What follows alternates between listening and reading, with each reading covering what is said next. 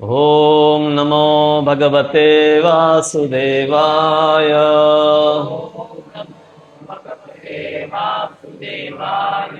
ओम नमो भगवते वासुदेवाय।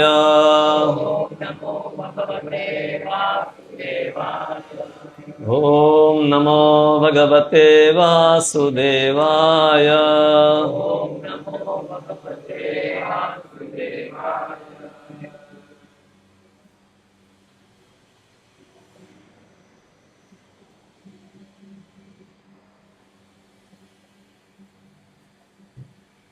श्रीमद् भागवतम 5वां स्कंद 5वां अध्याय श्लोक संख्या 18। गुरुर्न स स्यात् स्वजनो न स स्यात् पिता न स स्यात् जननी न स स्यात् देवं न तत्स्यान्न पतिश्च स स्यान् न मोचयेत् समुपेत मृत्युम्।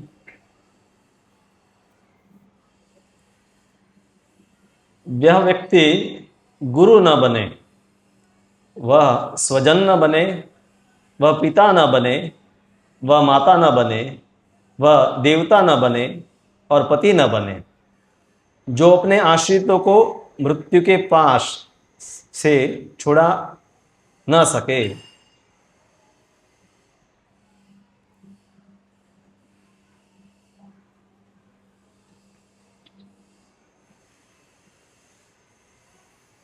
तो हम में से कोई भी व्यक्ति है, माता पिता स्वजन गुरु देव पति होंगे, तो आज का विषय आपको पता ही चल गया होगा कि आपका घर आश्रम है कि नहीं। कभी कभी लोग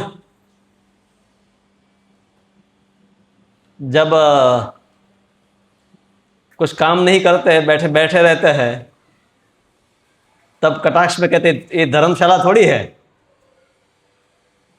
हाँ? आश्रम का लोग यही अर्थ वर्तमान में समझते हैं, जो उसके वास्तविक अर्थ से अलग है। आश्रम में श्रु धातु श्र जो है वो बताता है श्रम, जहां पर रहकर आध्यात्मिक उन्नति के लिए प्रयास किया जाता है, व्रत किए जाते हैं, तप किया जाता है, वो आश्रम है। सामान्य रूप से लोग ये मानते हैं कि गृहस्थ जो ब्रह्मचर्य आश्रम है वही आश्रम है, मंदिर है वही आश्रम है। हम वृंदावन जाते तो बहुत सारे आश्रम है, वहां जाकर हम रहते हैं। पर वैदिक संस्कृति में जीवन की हर अवस्था के लिए एक एक आश्रम है। बाल्यावस्था युवावस्था के लिए ब्रह्मचर्य आश्रम, गृहस्थ जीवन के लिए गृहस्थ आश्रम, निवृत्त जीवन के लिए वानप्रस्थ आश्रम और आगे है संन्यास आश्रम। तो यहां पर वैदिक संस्कृति में ऐसा नहीं कि आश्रम कहीं एक कोई वृंदावन मायापुर जाते तो वहां आश्रम है, वहां जाकर रहेंगे तो हम कह सकते हैं हम आश्रम में रहते हैं। हाँ? हमें हमारा मंदिर आते तो हम कहते हैं ना कि हम ऊपर आश्रम में रहते हैं, ब्रह्मचर्य आश्रम। तो आश्रम ऐसा नहीं कि मंदिर में ही होना चाहे, घर भी आश्रम होना चाहे। और उसी को भागवत में बताया गया है कि इस व्यक्ति को गुरु नहीं बनना चाहे, स्वजन नहीं बनना चाहे, पिता नहीं बनना चाहे, माता नहीं बनना चाहे, देवता या आदरणीय व्यक्ति नहीं बनना चाहे, पति नहीं बनना चाहे, जो अपने आश्रित शिष्य या अपने से कनिष्ठ जो है या अपने संतान है या पत्नी है या उपासक है, उनको जन्म मृत्यु के चक्र से बाहर न निकाल सके। तो आश्रम का मुख्य उद्देश्य है वो है श्रम करना। आप कहते हैं हम भी तो श्रम कर रहे हैं। हाँ? सभी लोग वर्तमान में श्रम करते हैं। फैमिली लाइफ में है वो श्रम कर रहे हैं, विद्यार्थी जीवन में है वो भी श्रम कर रहे हैं, पढ़ाई कर रहे हैं, नौकरी कर रहे हैं, व्यापार कर रहे हैं। तो इसलिए भागवत में इन वस्तुओं का भेद बताने के लिए दो शब्द आते हैं। गृहस्थ और गृह मेधी। गृहस्थ आश्रम है, आश्रम के नियमों के अनुसार जो जीवन चलता है उनके लिए बताया गया गृहस्थ आश्रम। और घर में रहते हुए भी आश्रम की तरह नहीं जीता है, बस अपने घर को सुख का केंद्र बनाकर रखा है, उसको कहते हैं गृह मेधी। मेधा का अर्थ होता है बुद्धि, या जिसमें आपका दिमाग लगा हुआ है। तो जिसका दिमाग सिर्फ इंद्रिय भोग कैसे करना है उसमें लगा है और इसीलिए परिवार समाज के साथ रहता है, उसको कहते हैं गृह मेधी। और जो आश्रम के नियमों के अनुसार परिवार के साथ रहता है, समाज में रहता है, उसको कहते हैं गृहस्थ आश्रम। तो वर्तमान में लोग गृहस्थ नहीं है, गृह मेधी है, क्योंकि आश्रम का जो लक्ष्य है उसके लिए वो नहीं जी रहे हैं। हर व्यक्ति का सपना होता है कि एक बार कॉलेज की पढ़ाई पूरी हो जाए, नौकरी लग जाए, फिर विवाह हो जाएगा, फिर मजे से जिएंगे। हाँ, गरम गरम खाना मिलेगा, अलग अलग प्रकार का खाना मिलेगा, सोने के लिए गद्दे तकिया होंगे, और कभी एंजॉय और करना है तो पूरे समाज को हम बुलाएंगे। और हम देखते हैं कि लोग जब विवाह करते हैं तो लाखों लाखों रुपये खर्च करते हैं परस्पर आनंद के लिए, सुख के लिए। तो यही लोगों की धारणा है जीवन की, कि जीवन है इस प्रकार से एंजॉय करने के लिए मिला है। तो इसलिए ऐसे लोगों के लिए भागवत में विशेष शब्द प्रयोग किया गया है, क्योंकि अन्यथा फर्क नहीं दिखाई देता है। आप सब गृहस्थ हैं और बाकी लोग भी जो विवाह करके पत्नी बच्चों के साथ समाज में रहते हैं, उसमें क्या अंतर है? कोई भी कहता है कि हम भी गृहस्थ हैं, तो वो गृहस्थ नहीं है, वो आश्रम में नहीं है, वो गृह मेधी है, जिनकी बुद्धि सिर्फ घर में ही लगी हुई है। तो पहले तो गृहस्थ आश्रम का प्रयोजन हमें समझना चाहे कि जिसका लक्ष्य जो है सादा जीवन और उच्च विचार। आज के समय में सिटी लाइफ जो है उसमें वैसे भी परिवार की जो व्याख्या है वो बहुत सीमित हो चुकी है। पति पत्नी और ज़्यादा से ज़्यादा एक या दो बच्चे, या एक बच्चा भी हो सकता है, एक पेट एनिमल कुत्ता बिल्ली भी हो सकता है, इतने तक परिवार लोगों का सीमित है। वैदिक संस्कृति में परिवार थोड़ा बृहद रहता था, पति पत्नी हैं, फिर माता पिता भी हैं, और बड़ा भाई है, छोटा भाई है, उनकी पत्नियां हैं, उनके बच्चे हैं, तो 20-25 लोगों का परिवार रहता था। वर्तमान में जब हम परिवार शब्द बोलते हैं तब वहाँ पर ये बहुत सीमित बात हो गई है। अब जो भी है उसको हम एक रात में बदल नहीं सकते कि लोग कहें कि नहीं सब साथ में रहो। आजकल साथ में ना रहे वो ज़्यादा बेहतर है, क्योंकि किसी को सहनशीलता ही नहीं है, इसलिए बहुत झगड़े होते हैं। इसलिए समझदार लोग समय पर ही अलग हो जाते हैं, और जो समय पर अलग नहीं होते वो झगड़े करके अलग हो रहे हैं। और पति पत्नी जिनको जीवन भर साथ में रहना चाहे, जीवन संगिनी अर्धांगिनी ये शब्द हमारी भाषा में है, तो वो भी जीवन भर साथ में नहीं रह पाते। अभी इसके लिए उसको कहते हैं लाइफ पार्टनर, पर वो भी लाइफ टाइम के लिए नहीं रहते हैं। हाँ? कुछ सालों के बाद अलग भी हो जाते हैं। तो ये विषय गृहस्थ आश्रम में जो है उनके लिए है, इसलिए ये विषय आपके लिए हम जो ले रहे हैं। गृहस्थ आश्रम में जो है उनको ये सब वस्तु लागू होती है, जो गृह मेधी है उनके लिए ये सब हम जो बातें करने वाले उसका कोई काम नहीं है। बराबर। तो आश्रम का एक अर्थ रहता है श्रम, और दूसरा है डिसिप्लिन। जैसे ब्रह्मचर्य आश्रम में डिसिप्लिन है कि रात को 10 बजे सबको सो जाना है, सुबह 4 बजे सबको उठना है। सभी आश्रमों में कुछ नियम होते हैं। तो उसी प्रकार से गृहस्थ आश्रम के लिए भी नियम बताए गए हैं। कैसे नहीं कि जो मंदिर में रहते हैं, क्योंकि मंदिर में 4 बजे 4:30 बजे मंगल आरती होती है, उन्हीं को ब्रह्म मुहूर्त में उठना है, ऐसा नहीं। वो नियम गृहस्थ आश्रम में भी है। हम देखते हैं कि नंद बाबा है सुबह चौथे प्रहर में, चौथा प्रहर मतलब 3 बजे के बाद चौथा प्रहर शुरू होता है, चौथे प्रहर में उठकर स्नान करने के लिए जाते हैं। तो पहले तो क्योंकि पानी भी स्वयं या तो कुएं में से निकालना है, नदी से लेकर आना है, तो लोगों को तैयार होने में भी 1 घंटा लग जाता था, क्योंकि पानी इकट्ठा करना है या शौच क्रिया के लिए जाना है दूर, घर से दूर। आज के समय में 15-20 मिनट में भी आप घर में तैयार हो सकते हैं, संभव है, क्योंकि अब बाथरूम में गए पानी आ रहा है।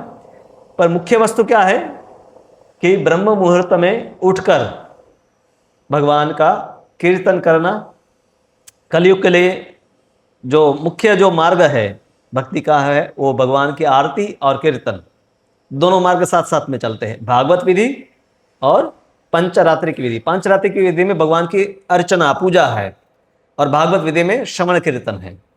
तो ये दोनों हम साथ साथ में करते हैं। और ये 4:30 बजे नहीं तो 5 बजे ब्रह्म मुहूर्त। आप देखिए, थोड़ा सा समय गर्मी में ब्रह्म मुहूर्त थोड़ा आधा घंटा पौना घंटा लेट होगा, और ठंडी के समय में थोड़ा देर पहले हो जाएगा। गर्मी के समय में और थोड़ा लेट होगा। सूर्योदय के अनुसार सूर्योदय से 1.5 घंटा पहले ब्रह्म मुहूर्त शुरू होता। तो उस समय कम से कम व्यक्ति को तैयार, नहा धोकर तैयार हो जाना चाहिए। ऐसा मानकर समझो कि 5 बजे। और फिर कुछ समय के लिए, कम से कम आपके पास पूरा आधा घंटा नहीं है, फिर जॉब भी जाना है, तो 15 मिनट के लिए भी, 10-15 मिनट के लिए भी भगवान की आरती आप कर सकते हैं।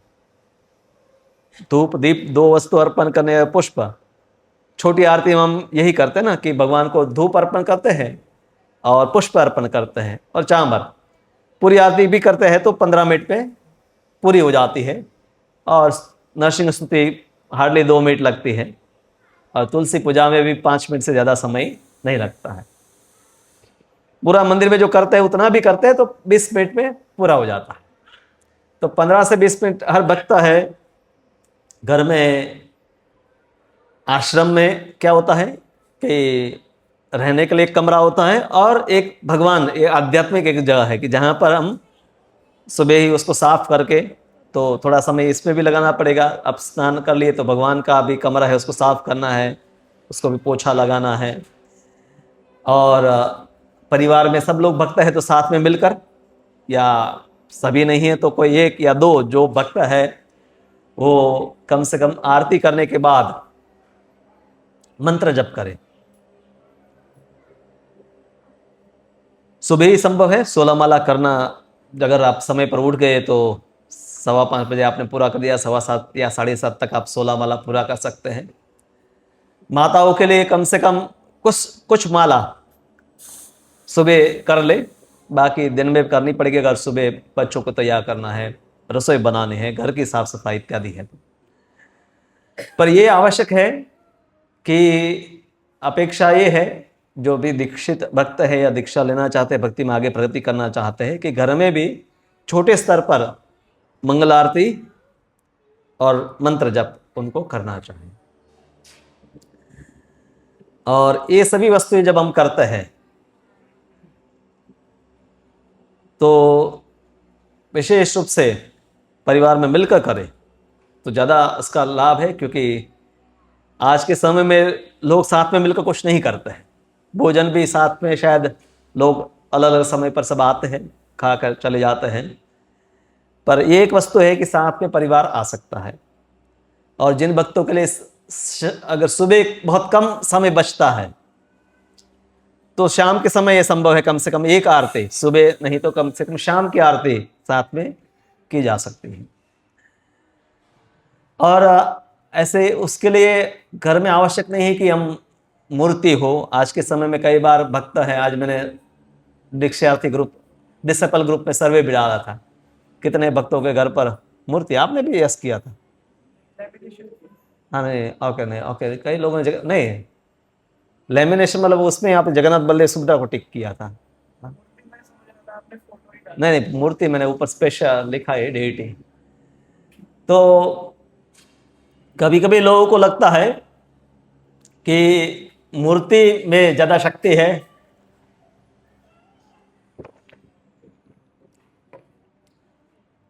और चित्र में कम है, पर ऐसा नहीं है।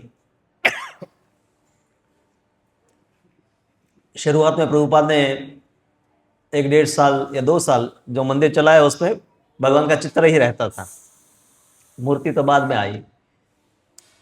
तो भगवान का चित्र है, क्योंकि आपके पास फिर मूर्ति है तो उसको पहले तो उसकी विधि भी जाननी पड़ेगी, पांचरात्रिक मंत्र की दीक्षा लेनी पड़ेगी, फिर हर रोज वस्त्र बदलने हैं, उनको भोग लगाना है, आरती से पहले भोग लगाना है, तो मंगलारती करनी है तो मंगलारती से पहले भोग लगाना है, और फिर वस्त्र बदलने हैं, तो काफ़ी समय चाहे। लोग शौक के लिए ले आते, अभी वृंदावन यात्रा में थे तो वो 14-15 साल की लड़कियां भी लड्डू गोपाल को लेकर घूम रही है, एक हाथ से बिस्किट खा रही है, दूसरे हाथ में लड्डू गोपाल पकड़े है। तो ये इससे कई अपराध होते हैं। आजकल तो वो सिलिकॉन के लड्डू गोपाल बड़े, हाँ बड़ा बच्चा बच्चा है उसी की साइज के लड्डू गोपाल आने लगे हैं, इतना इतना बड़ा, वो सिलिकॉन के, इसको दबाएंगे तो आप खिलौने ही थे, पर अब लोगों ने उसको ब्लू कलर में बना दी, तो कहाँ की कृष्ण है। राधा रानी भी आती है और कृष्ण भी आते हैं, आजकल वृंदावन में वो ज़्यादा लोग लेकर घूमते हैं।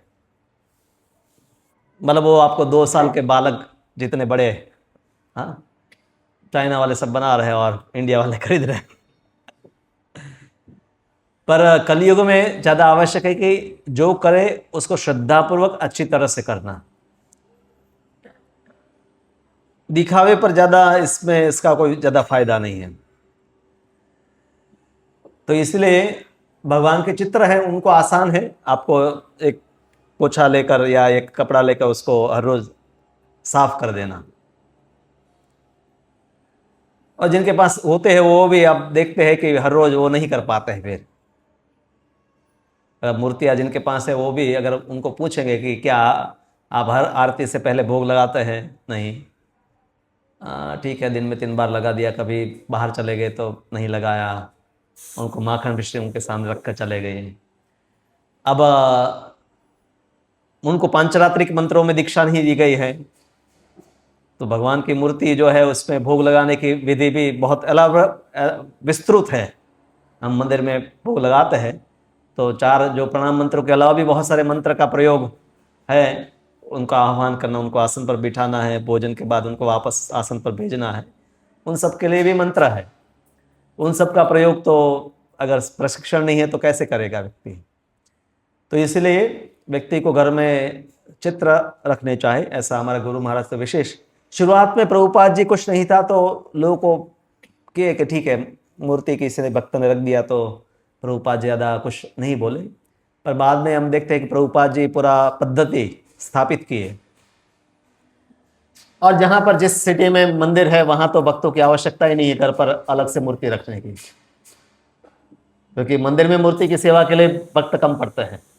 हाँ, किसी के पास है सेवा करने की इच्छा तो वहाँ, और ऐसा नहीं कि जो आरती करता है वही सेवा करता है, कोई भी कितना भी बड़े मंदिर है, तिरुपति भी आरती करने वाला एक ही व्यक्ति होता है, वो पूरे मंदिर को चलाने के लिए लाखों लोगों की जरूरत होती है।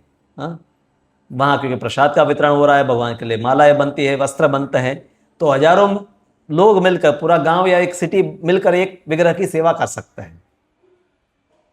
आपके पास धन है तो वहां पर खर्च कीजिए, वो उस विग्रह की सेवा अच्छी तरह से हो, उसमें दान दीजिए।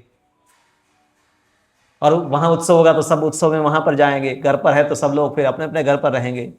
हाँ?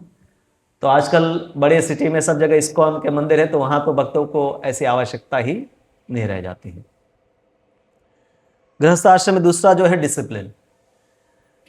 एक तो हो गया कि आध्यात्मिक वस्तुओं का एक टाइम टेबल बना देना कि मंगलारती कब करना है, माला कब करना है, भोग कब लगाना है, इसका एक मंदिर में जैसे टाइम टेबल रहता है ना, बाहर हमारा लगाया है, इसी प्रकार से घर में भी एक टाइम टेबल है, तो सबको पता है कि ये भगवान का टाइम टेबल है और हमें इसके अनुसार जीना है, क्योंकि केंद्र में भगवान है। दूसरा टाइम टेबल हमारी भौतिक वस्तु के लिए करना पड़ेगा कि जिसमें बहुत वस्तुएं हो सकती है, आजकल मोबाइल, टीवी इत्यादि। हाँ, कीर्तन कर रहे हैं, आरती कर रहे हैं, माला कर रहे हैं, प्रवचन सुन रहे हैं, तो घर में ही ये नियम बना दे तो अच्छा है कि भाई भोजन करेगा तो कोई मोबाइल लेकर बैठेगा ही नहीं, सब शांति से प्रसाद लेंगे। हाँ, माला अब चाहे 2 घंटा बंद करके ही रख दो, तो आपका जब निर्विघ्न पूरा होगा। गणेश जी की जरूरत नहीं पड़ेगी विघ्न दूर करने के लिए, वो आपके पास ही है। हाँ, गणेश जी की पूजा करते हैं ना, विघ्न दूर हो जाए। विघ्न तो आप ही दूर कर सकते हैं। ऐसे विघ्न के लिए गणेश जी की जरूरत नहीं, आपके मन की जरूरत है कि आप इसको दूर कर लें। खास करके अगर घर में इन सब वस्तुओं के प्रयोग के ऊपर डिसिप्लिन नहीं है तो कठिन है। सब लोगों का समय, दिन सुबह होता है, काफ़ी सारा समय आपका नौकरी में चला जाता है, कुछ घंटे आपको सोना ही है, तो कैसे दिन और कैसे हफ्ते पूरे हो जाते हैं पता नहीं चलता है। तो डिसिप्लिन होने से सबका समय का सदुपयोग हो पाएगा, सबके पास जो समय है उसका उपयोग हो पाएगा। इसलिए पति पत्नी बच्चे सबके लिए कुछ टाइम टेबल, मतलब मिनट बाय मिनट का ना हो, पर पता होना चाहिए कि ये माला का समय है, ये अभी सत्संग का समय है, एक सोने का एक समय है, भोजन का समय है। तो इससे आसानी से घर में भी मंदिर जैसा वातावरण बनेगा। हम लोग 20 जहाँ पर सब लड़के रहते हैं साथ में, तो वहाँ पर भी मतलब मंदिर नहीं है, क्योंकि मंदिर में तो मंदिर है और फिर रहने के लिए अलग जगह है। बेस में क्या, एक ही मकान है, एक ही फ्लैट है, वहीं पर सब भक्त रहते हैं, 8 या 10 मान लीजिए भक्त रहते हैं। तो वहाँ पर ये सब ज़्यादा सीखने मिलता है कि जैसे सब उठे तो सभी लोग 15-20 मिनट सेवा ही करेंगे, झाड़ू लगाएंगे, पोछा लगाएंगे, कोई मंदिर साफ करेगा, मतलब 15 मिनट में सब लोग हैं सेवा में लग जाते हैं। तो आधे घंटे में सब लोग नहा धोकर सब आध्यात्मिक कार्यक्रम के लिए तैयार हो जाते हैं। जैसे आरती का समय है 5 बजे, तो 4 बजे उठ गए तो 5 बजे तक में सब लोग, सभी रूम में पोछा भी लग गया है, झाड़ू भी लग गया है, बिस्तर भी वाइंड अप हो गए हैं, आरती की प्लेट भी किसी ने तैयार कर ली। तो घर में सभी साथ में मिलकर ये कर पाए तो ज़्यादा अच्छा है। सब लोग अलग अलग सेवाएं बांट ले तो ये संभव है कि सब लोग कर पाए। और स्वच्छता के बिना सात्विकता कठिन है। भक्तों को भी सत्व गुण में आना आवश्यक है। तो आज हम भागवत में सुबह पढ़ रहे थे कि रजोगुण और तमोगुण से मुक्ति आपकी है, वो उसका लक्षण है कि आप है क्रोध, काम, क्रोध, लोभ, ये सब रजोगुण और तमोगुण से उत्पन्न होते हैं। आप सात्विक रहने लगेंगे तो आपका मन शांत हो जाएगा। तो भक्तों को सात्विकता कैसे आएगी? शरीर, कपड़े, अपना वातावरण को साफ रखना, ये पहली बाह्य वस्तु है जिसको हम कर सकते हैं। और फिर धीरे धीरे आध्यात्मिक मार्ग का अनुशीलन करने से भोजन इत्यादि सात्विक लोगों का संग से व्यक्ति समझ सकता है कि सत्वगुण क्या है, रजोगुण क्या है।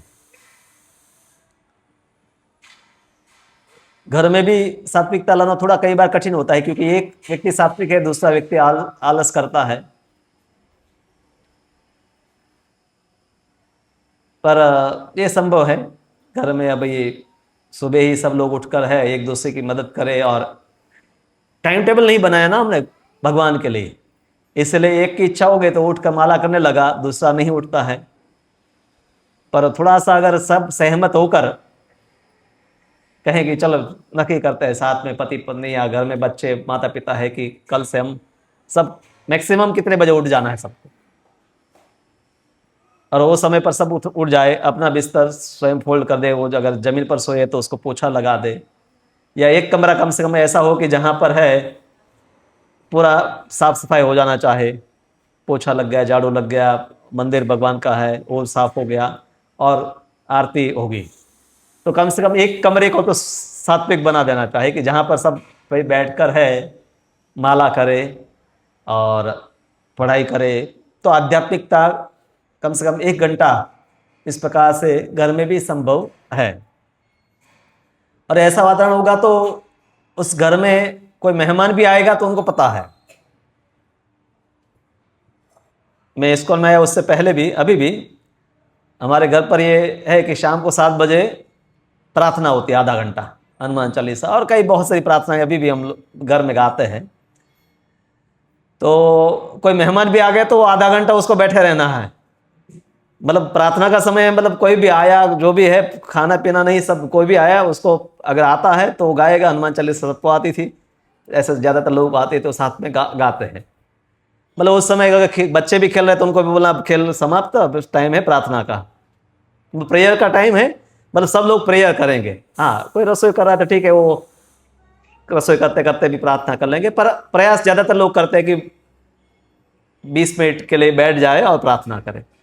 तो हम लोग कम से कम ये कर सकते हैं, जिनके लिए सुबह संभव नहीं है, शाम को ऐसा 15-20 मिनट के लिए सब साथ में आरती करना, कीर्तन करना, और एक माला कम से कम साथ में कर सकते हैं।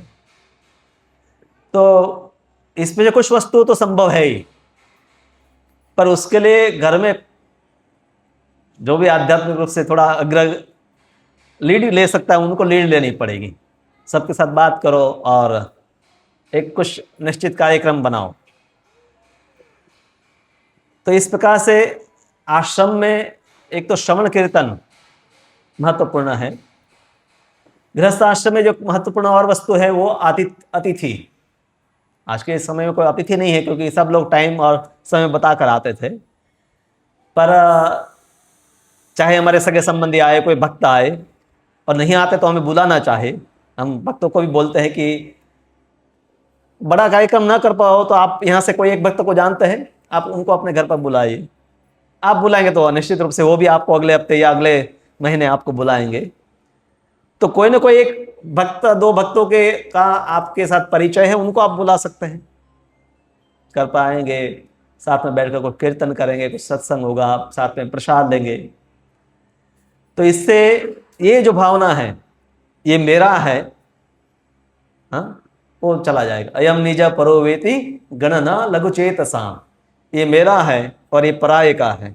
ये भावना कब होगी दूर? जब हम ज़्यादा लोगों के साथ अपने रिसोर्सेज है, अपना घर, अपने वस्तुएं शेयर करते हैं। हाँ?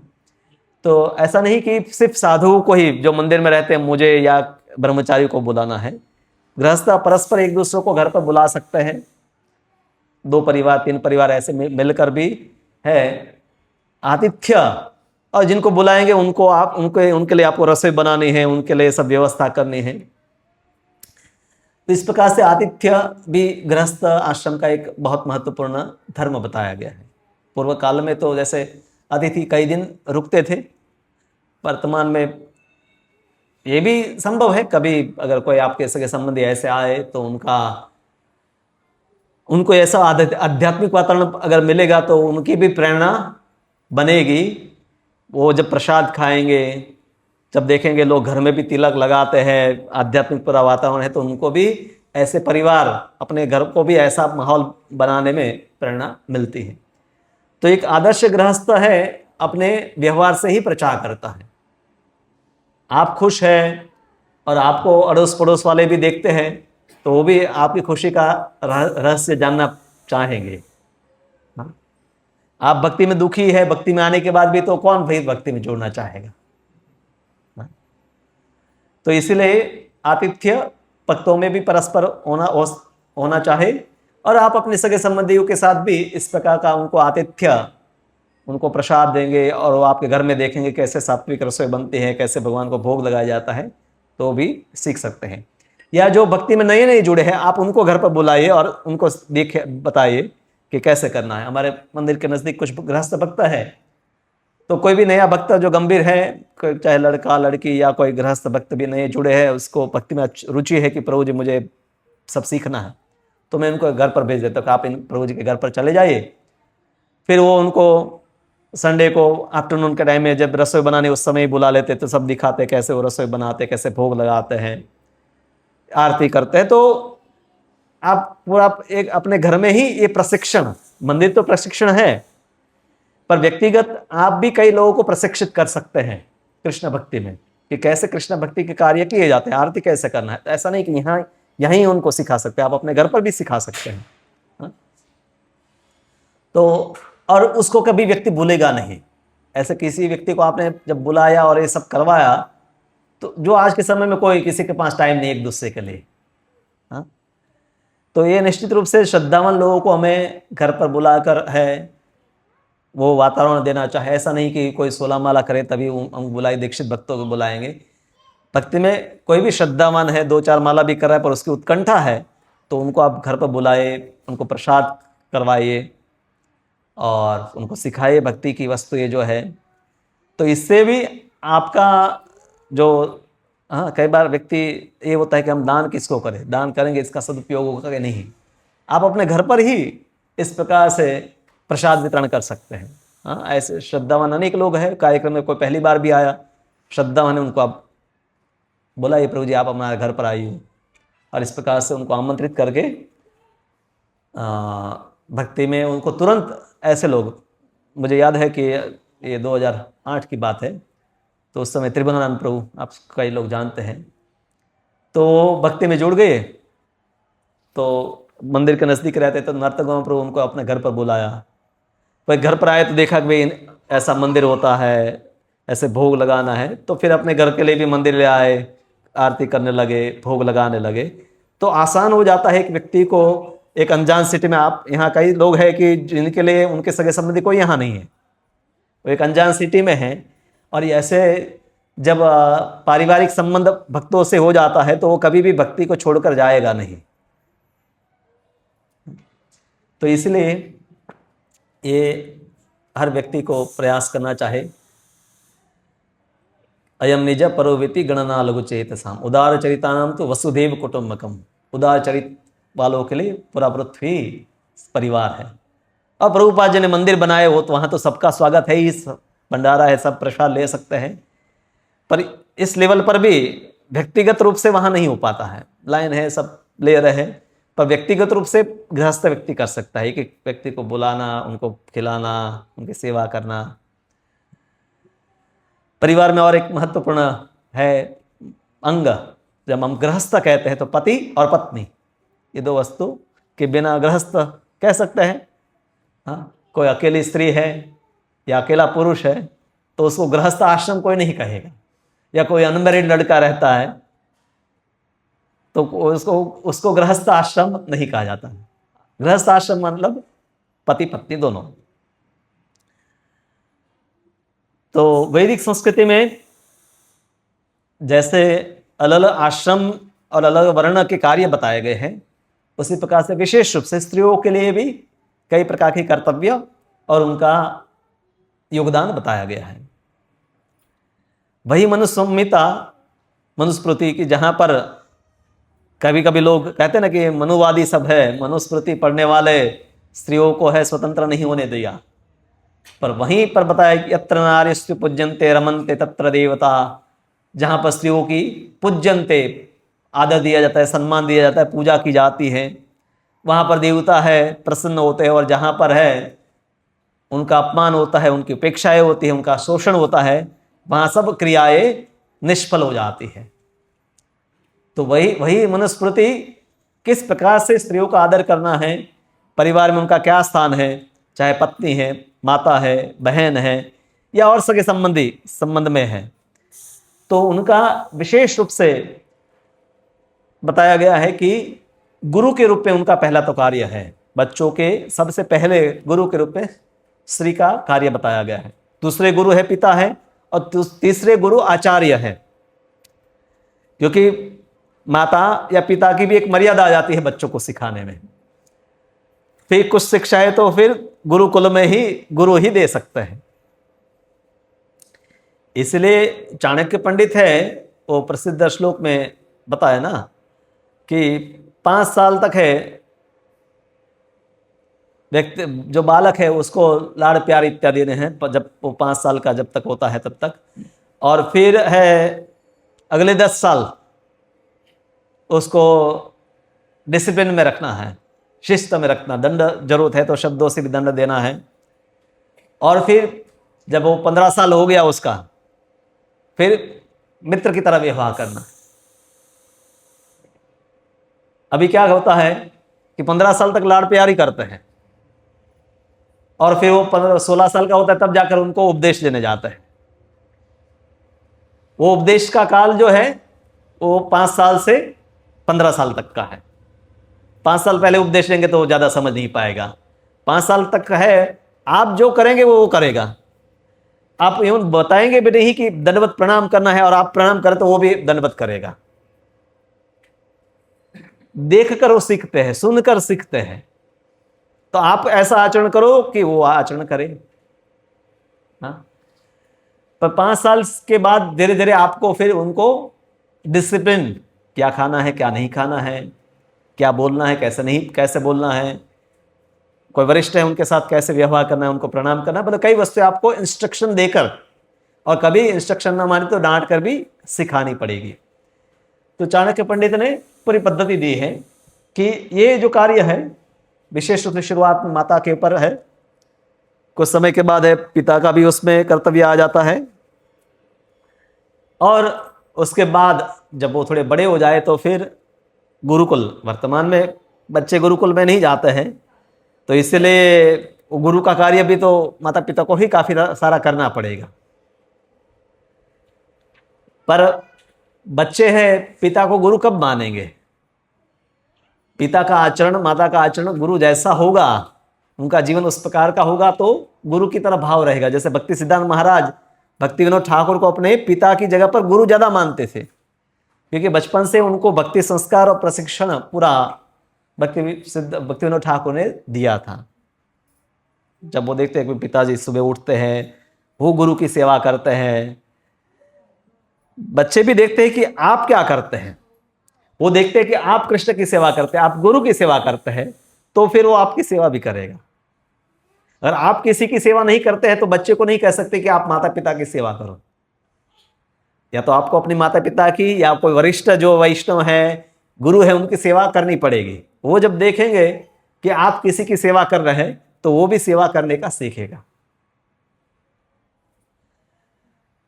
तो जन्म से बच्चों में, जो कोई भी जीव में, जन्मना जायते शूद्र संस्कारात् भवेत् द्विजः, जन्म से तमोगुण में ही प्रभाव रहता है हर बच्चे में, संस्कारों के द्वारा ही वो उसमें उसका दूसरा जन्म होता है, जिसको हम कहते हैं द्विज। और फिर शास्त्रों का ज्ञान होगा तो विप्र बनेगा, और परम सत्य को जान लेगा तब वो ब्राह्मण कहलाता है। तो जन्म से शूद्र है, फिर वेदों को जानने से, आध्यात्मिक ज्ञान से वो विप्र बनता है, संस्कार से द्विज बनता है, फिर वेदों को जानता है तब विप्र बनता है, और परम सत्य को जब जान लेता है, उसका साक्षात्कार कर लेता है, तब उसको ब्राह्मण कहा जाता है।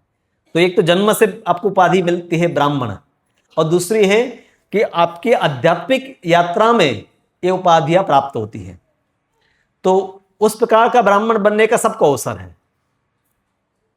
अब टेक्निकली ब्राह्मण कभी नहीं बनेंगे कि आपकी जो जाति है और आजकल कैटेगरी है वो तो जो है वही रहेगी, पर आध्यात्मिक रूप से कोई भी व्यक्ति उन्नत हो सकता है।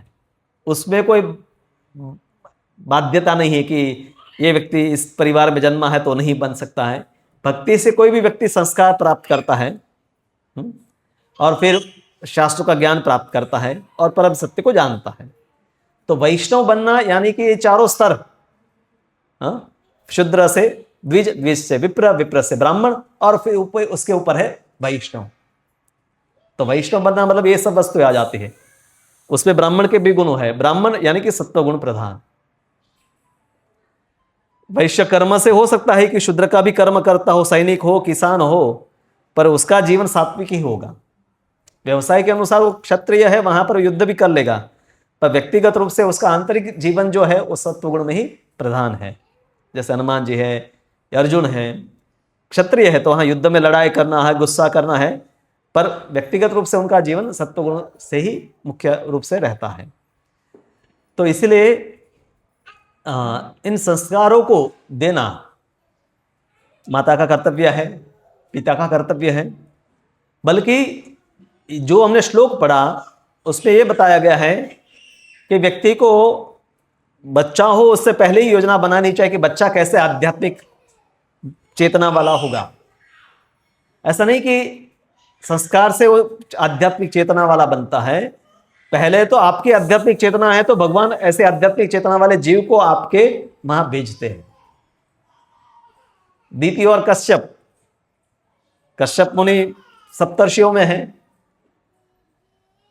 पर दीति की जो भावना है रजोगुणी थी और उचित समय पर है गर्भाधान नहीं हुआ, तो वहां पर भगवान ने आसुरी जीवों को भेजा।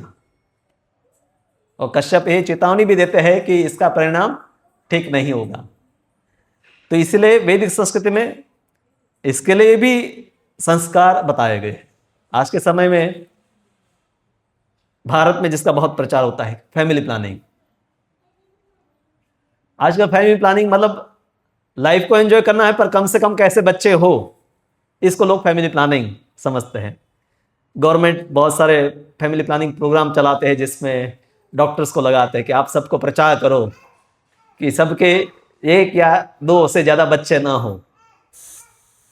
तो इतनी तक सरकार की बुद्धि चलती है कि संख्या ज़्यादा होगी तो हमें ज़्यादा लोगों को मेंटेन करना पड़ेगा, उसका पालन पोषण हमारे से नहीं हो पाएगा।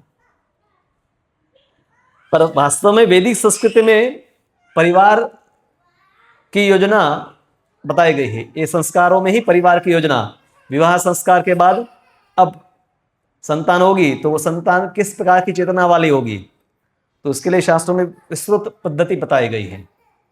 और जो भी गृहस्थ है उनको उसकी जानकारी लेनी चाहिए उचित। जो इसको में बहुत सारे ऐसे ब्राह्मण हैं, गृहस्थ ब्राह्मण है जो आपको मार्गदर्शन देंगे।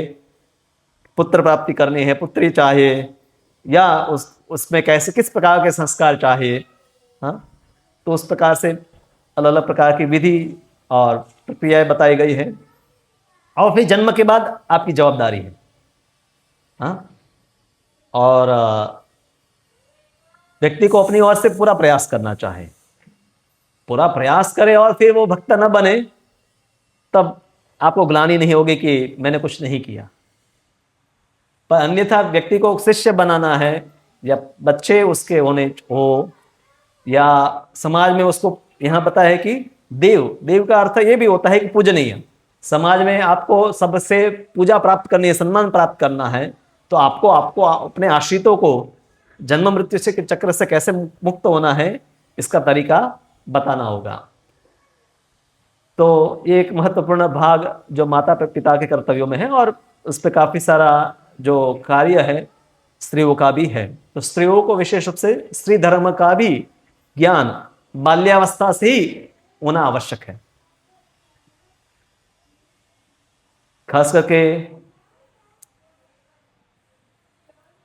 पति परायण कैसे होना है,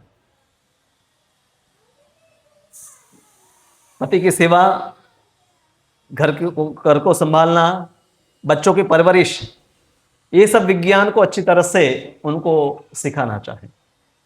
पर वर्तमान में ये भी है, माताएं भी नहीं चाहती उनकी बच्चियां ये सब सीखे।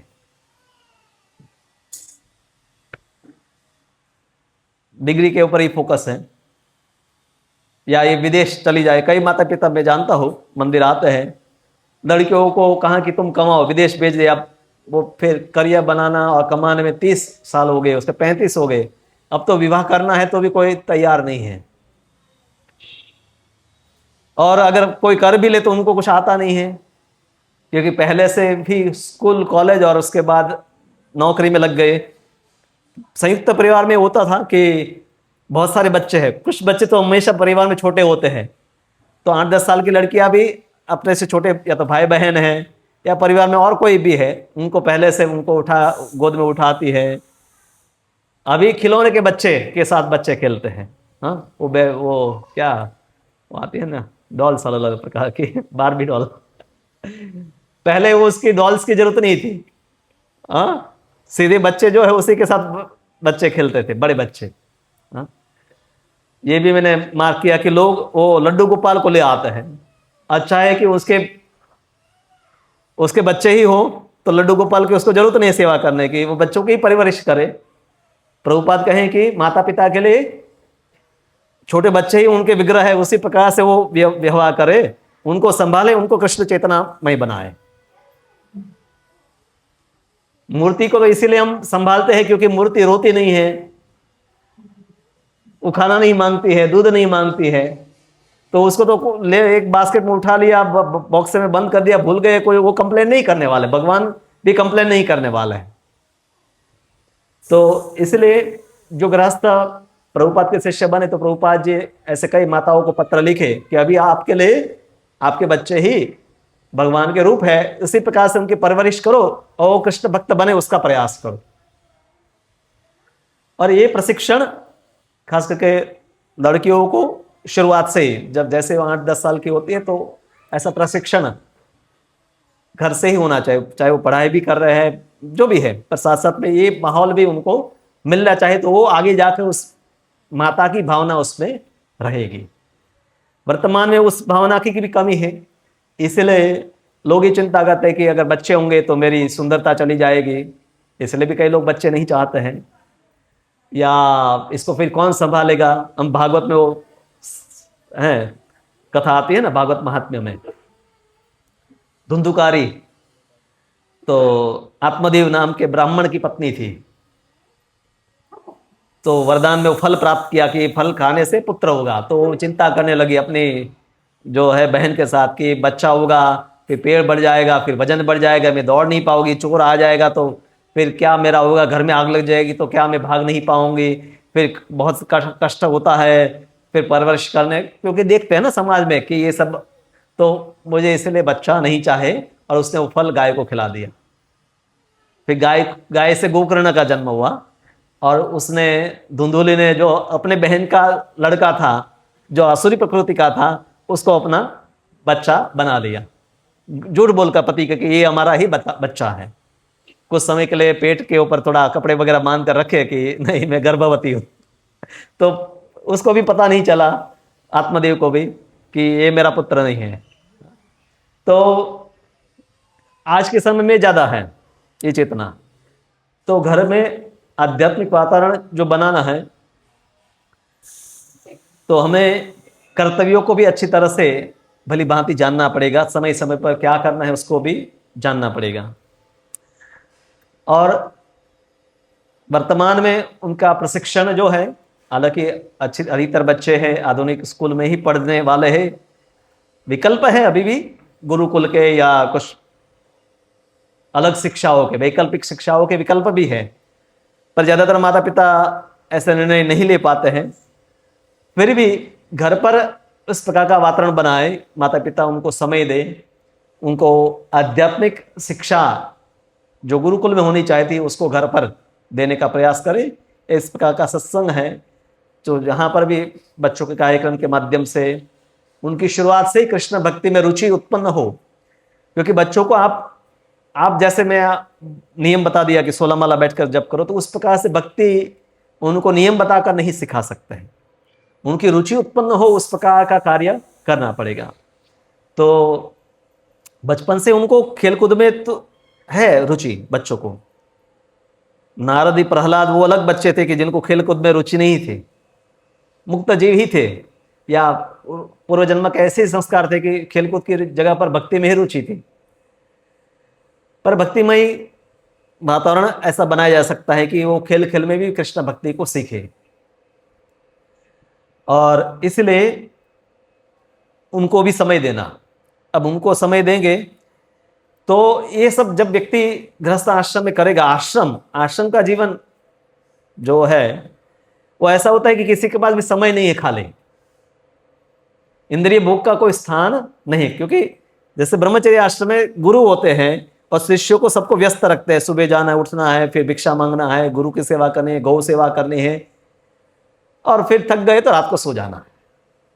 तो उसी प्रकार से गृहस्थ आश्रम में भी हम ये सब अपने कर्तव्यों का पालन करेंगे तो समय नहीं रहेगा, रात को हम 10 बजे तो सो ही जाएंगे।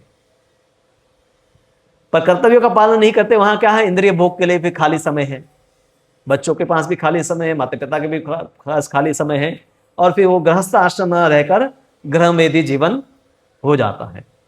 तो इस प्रकार से पति या पुरुष जो है गृहस्थ आश्रम में, उनसे अपेक्षा है कि वो लीड करे, तो घर में बाकी सब लोग है कृष्ण चेतना में अग्रसर होंगे। तो विशेष रूप से पुरुषों का यह कर्तव्य है नेतृत्व करना, पर घर में जो भी है आध्यात्मिक रूप से उन्नत है, उनका एक प्राथमिक कर्तव्य है कि वो सबको जो स्तर पर है उससे एक स्तर आगे ले जाने का प्रयास करें। एक दिन में आपके जैसे कोई नहीं बन जाएंगे। अगर आप 16 माला करते तो दूसरा 16 माला नहीं करेगा, पर उनको उस स्तर से ऊपर उठाने का प्रयास उस दिशा में करें।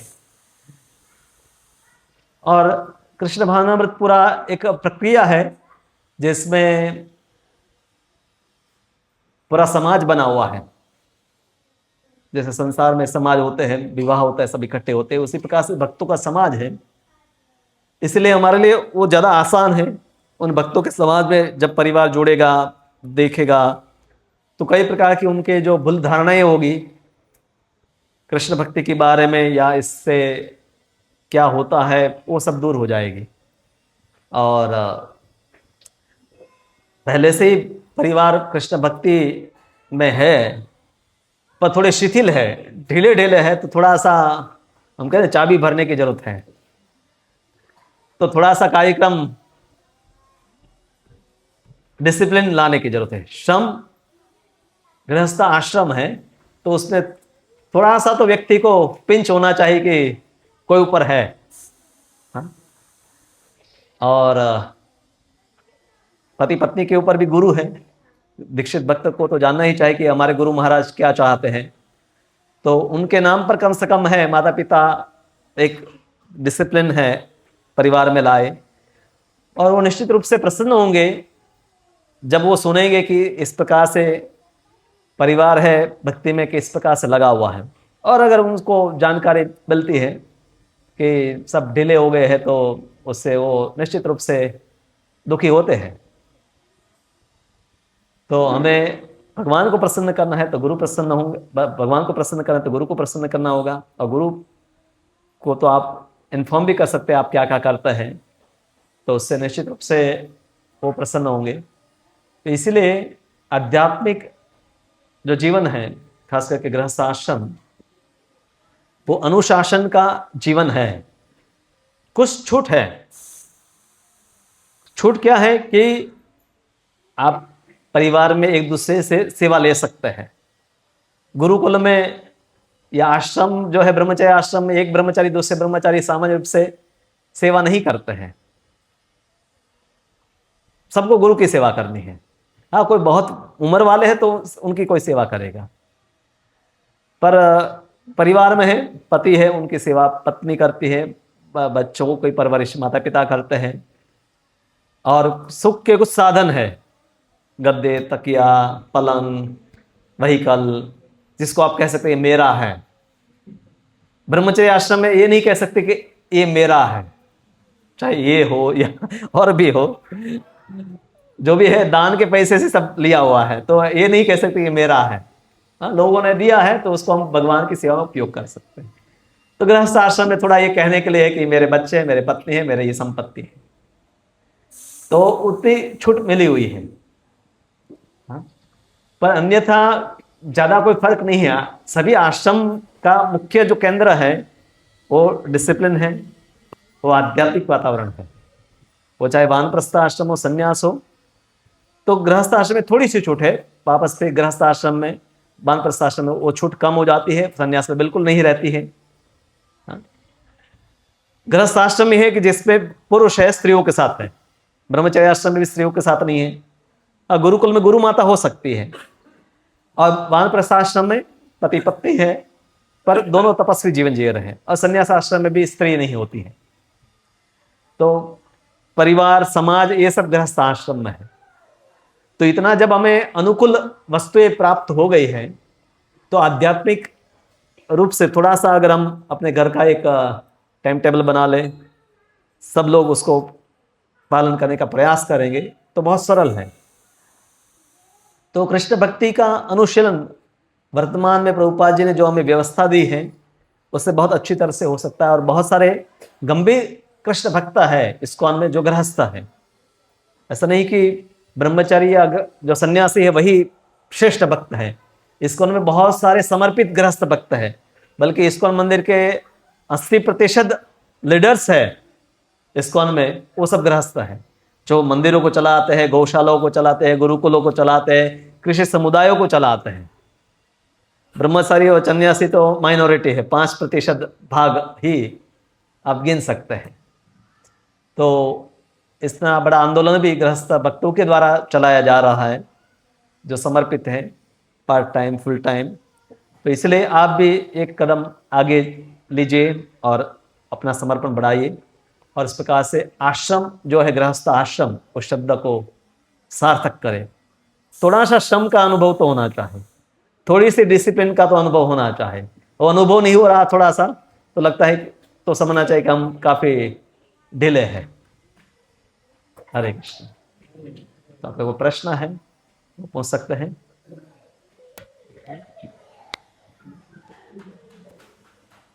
हरे कृष्णा, कुछ 2-5 मिनट बैठे जाइए।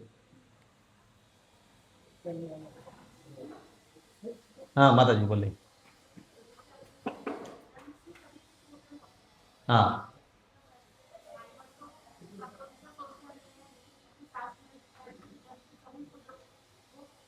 जन्मना जायते शूद्र। अब ये जो श्लोक है ट्रेडिशनल है, पर ऐसे कोई पर्टिकुलर ग्रंथों में नहीं है, पर साथ में गुण कर्म विभागशः, भगवदगीता में भगवान कहते चातुर्वर्ण्य मया सृष्टम गुण कर्म विभागशः। गुण और कर्म के अनुसार 4 वर्णों की व्यवस्था है। भागवत में नारद जी बताते हैं कि यस्य यल्लक्षणम प्रोक्तम, जिसके जो लक्षण बताए गए उसी प्रकार से उसके वर्ण समझने चाहिए। तो ब्राह्मण भी है, ब्राह्मण परिवार में भी जन्म प्राप्त हुआ है, पर अगर उसके संस्कार नहीं होते हैं, वो वेदों का ज्ञान प्राप्त नहीं करता है, तो उसके लिए एक और शब्द है ब्रह्म बंधु। क्षत्रिय, वैश्य और ब्राह्मण संस्कार प्राप्त नहीं करते तो उनके लिए ब्रह्म बंधु, ब्रह्म बंधु मतलब फ्रेंड या भाई। हम कहें कि डॉक्टर का भाई, तो डॉक्टर का भाई डॉक्टर नहीं होगा। उसी प्रकार से ब्रह्म बंधु मतलब ब्राह्मण का मित्र या ब्राह्मण का भाई है, पर ब्राह्मण नहीं है, द्विज नहीं है।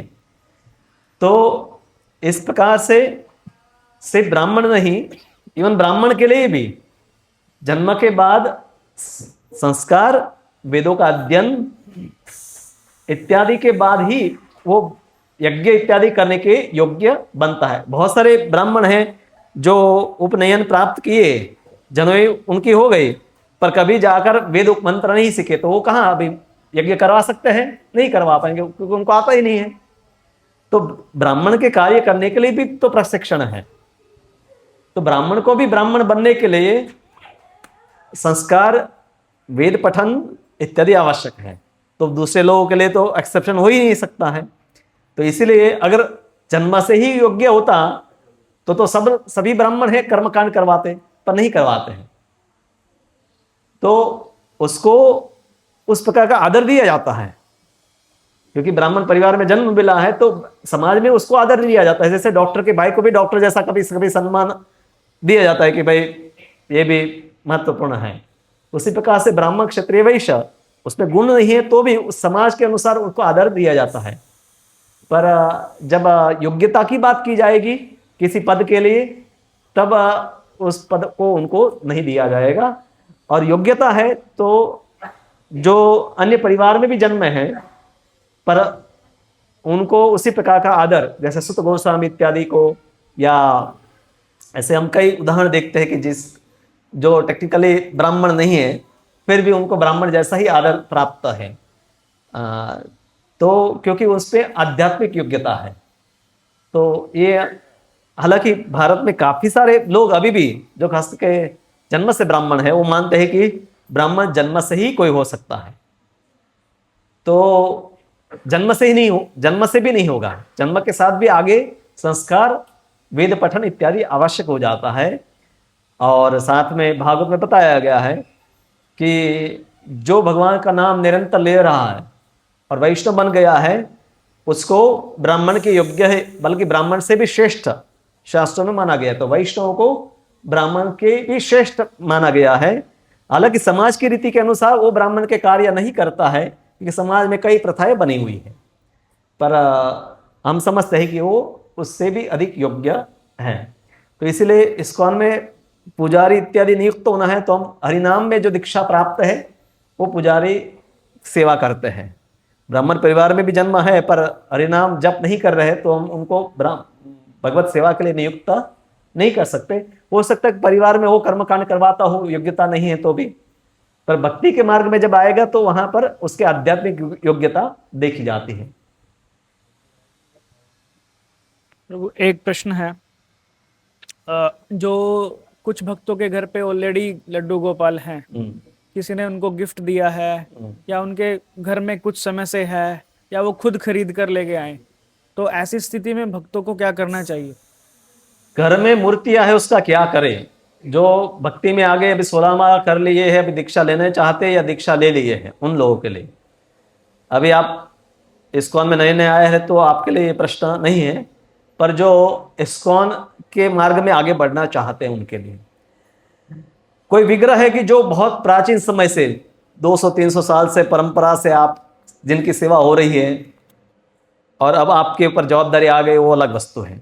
पर सामान्य रूप से डिवोटीज को कोई किसी ने गिफ्ट कर दिया होता है, मैरिज में गिफ्ट कर दिया किसी ने, या धाम में गए तो वहां देखा कि चलो मूर्ति ले लिया, तो ये सब वस्तु में ना ही गुरु की अनुमति ली गई है और ना ही उस विग्रह की सेवा के लिए जो सीखना है पांचरत्य की विधि से उनकी सेवा कैसे करनी है उसका प्रशिक्षण उसको नहीं मिला है, तो उसकी सेवा फिर सेवा अपराधों से ही होगी। निश्चित रूप से कुछ न कुछ सेवा अपराध होते रहेंगे। ऐसे इस्कॉन के भी कई मंदिर है कि जहां पर पर्याप्त पुजारी ब्राह्मण नहीं होने के कारण जो दीक्षित भक्त नहीं भी है, 16 माला नहीं भी करते हैं, उनको भी भगवान के लिए रसोई बनाने के लिए, आरती के लिए बुलाया जाता है। तो प्रभुपाद और हमारे गुरु महाराज को विशेष इसके ऊपर भार देते हैं कि बच्चा, जैसे ये बच्चा ने आपने जन्म दिया और फिर कहें कि भाई अब तो हमें नौकरी जाना है, इसको कौन संभालेगा?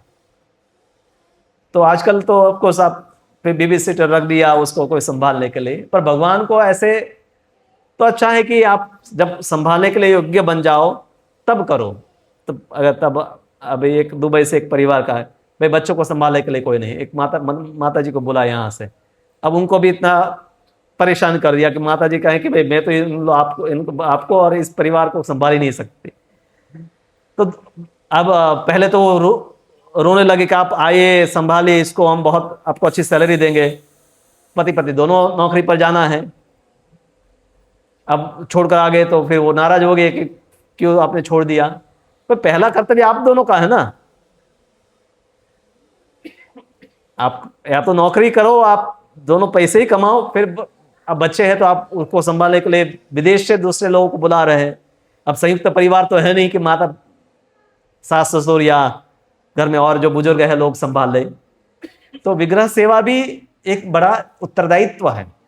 विग्रह सेवा का परंपरा यह रहता था कि पूर्व काल में ब्राह्मण हैं, उनको क्षत्रिय नियुक्त करते थे, बड़े सेठ या राजा उस विग्रह के लिए जमीन निकालते थे।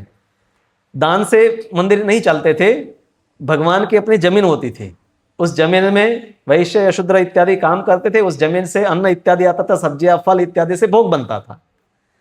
डाकोर मंदिर की जमीन, द्वारका के मंदिर की जमीन, त्रिवेंद्रम, हर मंदिर की बहुत बड़ी बड़ी जमीनें हैं, जिससे उस विग्रह की सेवा सदियों तक चलती रहे। तो विग्रह सेवा यानी कि कई सदियों तक उसकी व्यवस्था करनी है आर्थिक रूप से भी। तो विग्रह सेवा खर्चा वाला काम है। आपको हर उत्सवों में भगवान के लिए अभिषेक, पकवान बनाने हैं, फूल सजाना है, तो बहुत विग्रह सेवा में खर्चा है। तो इसलिए जो धनवान है उनके लिए वो ब्राह्मणों को नियुक्त करते थे, उनके घर को ब्राह्मण संभालते थे और वो खर्च करते थे, बड़े व्यापारी राजा इत्यादि। आज के समय में लोगों को हम कहें कि एक फूल की माला ले आए तो भी लोगों को 20 रुपए की फूल की माला भी महंगी लगती है हर रोज खरीदना हो तो। इसीलिए लोग क्या करते हैं, प्लास्टिक की माला से डेकोरेशन कर देते हैं। दूध कहाँ मिलेगा गाय का आपको भगवान को ऑफर करने के लिए? गाय का घी कहाँ मिलेगा आपको? खुद के लिए भी नहीं, खाने के लिए तो भगवान के लिए कहां से लाएगा व्यक्ति?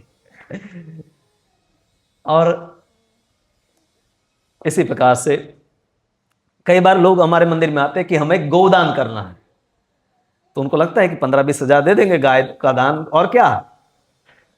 तो गोदान यानी कि गाय, फिर उसका बछड़ा, लाइफ टाइम उसके लिए जो इतना खाना पीना है चाहिए उसकी व्यवस्था करना। एक बच्चे को आपने जन्म दिया, मतलब वो जब तक कमाई नहीं लगता तो आपको ही खर्चा करना है ना उसका।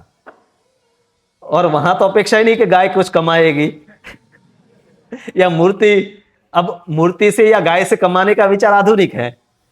विग्रह मंदिर बनाओ, लोग आकर दान दे। हाँ, तो एक गाय को पालने या विग्रह को जैसा ही है, विग्रह को रखने जैसा ही, जैसे बच्चे का जन्म है और फिर कम से कम 20-25 साल उसको आपको पालन पोषण करना है, उसी प्रकार से विग्रह का भी है। तो इसलिए ये द्वापर युग की वैसे पद्धति है अर्चा विग्रह की सिवाय। कलयुग का युग धर्म है संकीर्तन, पर साथ में डिसिप्लिन हमारे लाइफ में आए तो जहां पर बहुत सारे भक्त बने तो वहां पर प्रभुपाद जी ने मंदिर स्थापित किए जहां पर लोग आकर सीखे।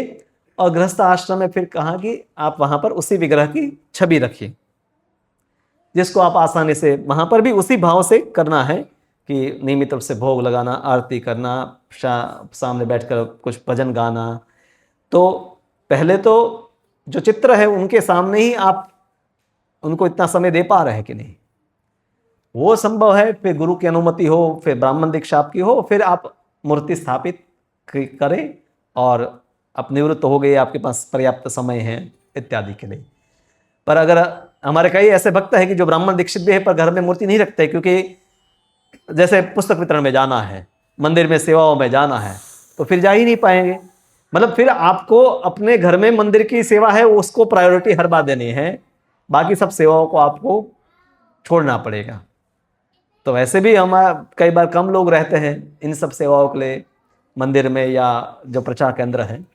तो इसीलिए यहाँ शायद अगर विग्रह हम स्थापित करें तो हो सकता है कि सब मिलकर एक विग्रह को हम संभाल पाए, पर व्यक्तिगत रूप से संभाल पाना कठिन है। और जो लोग लाते हैं कुछ समय के लिए उत्साह होता है, कुछ समय के बाद वो डाउन हो जाता है। तो अभी हमारे एक गृहस्थ भक्त है जिनको दीक्षा लेने, उनके पास कई सदियों कई पीढ़ियों से विग्रह है। अब कहा कि प्रभु जी ये हमारे पर आ गया है, हम भी नहीं कर पा रहे हैं, पर इसको संभालने के लिए जिनको संभालना था वो भी अभी नहीं संभाल रहे और हमें दे दिया है, तो हम क्या करें।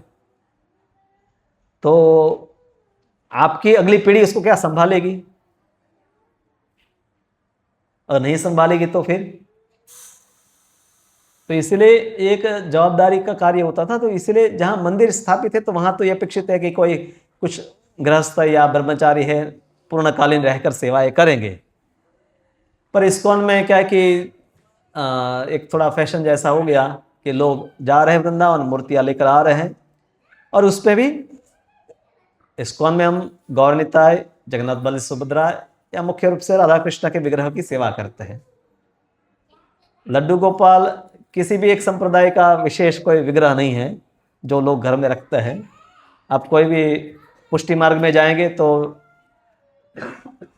जो गिरिधारी जो है विग्रह श्रीनाथ जी का विग्रह है, और मध्व संप्रदाय में कृष्ण का विग्रह होता है, और श्री संप्रदाय में लक्ष्मी नारायण है, कुमार संप्रदाय में राधा कृष्ण है, और फिर जैसे और संप्रदाय होंगे जहाँ पर रामानंद संप्रदाय में सीताराम लक्ष्मण हनुमान के विग्रह होते हैं।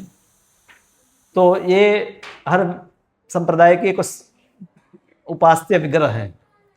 तो ऐसा नहीं कि व्यक्ति अपने मन से कोई विग्रह को भी ला कर रख दे। तो क्या करना है, भगवान से क्षमा मांगकर कि ठीक से अब तक हमने जो भी किया आपका ठीक से जाने अनजाने में सेवा भी किया होगा, अपराध भी किया होगा, तो उसको क्षमा करके अब हम आपको विश्राम देना चाहते हैं। तो विश्राम एक बॉक्स है, उसमें भगवान की मूर्तियों को रखकर उनको आप अपनी तिजोरी में रख दें। जैसे गणेश पूजा में होता है कि 7 दिन के लिए 10 दिन के लिए गणेश जी को बुलाया और कहा कि अब हमारा इतना ही हम कर सकते हैं, इससे ज़्यादा नहीं कर सकते, अब आप विदाई लीजिए। तो फिर विदाई कर दिया, फिर वो ऑर्डिनरी हो जाता है। फिर इसके लिए उसको नदी में डाल दिया, फिर वहाँ पर हम समझते हैं कि वहाँ देव विद्यमान नहीं है। जब उनको आपने आमंत्रित किया तब तक है, और विदाई दी अब वो विद्यमान नहीं है। तो जब विग्रह अगर मिट्टी के नहीं है तब तो नदी में भी अब डालेंगे तो भी वो कोई अर्थ नहीं रहता है। तो मेटल के अगर है, धातु के, तो उसका शयन करवा देना है। और किसी को लगता है कि अब घर में, तो मैं कहता हूँ कि ठीक है आप आकर मुझे दे दीजिए, मेरी तिजोरी में ऑलरेडी कुछ मूर्तियाँ रखी हुई है तो मैं और वहाँ रख दूंगा। कई भक्तों को डर लगता है क्या करें। और अगर अन्य मूर्तियां हैं, कई साईं बाबा हो या अन्य देवी देवता इत्यादि, उनके चित्र भी माता पिता इत्यादि सम्मानीय है। माता पिता के अगर चित्र रख रहे हैं तो कहीं और कमरे में आप रख सकते हैं मूर्ति। और बहुत सारी तीर्थ यात्रा में हम जाते हैं तो वहाँ से कई बार हम अलग अलग, जैसे पंढरपुर गए वहाँ से आप चित्र लेकर आए तो वो सबको मंदिर में रखकर आप दीवार पर सजा कर रख सकते हैं। मंदिर में जो स्टैंडर्ड इस्कॉन का जो ऑल्टर है उतने ही चित्र आप रखना उचित है जो यहाँ पर रखे। अब ऐसा नहीं कि हर जगह पर जाए वहाँ के चित्र आप मंदिर में रखते जाओ, फिर आप उसको नियमित रूप से संभाल भी नहीं पाएंगे। तो किस किस के घर पर मूर्तियां हैं?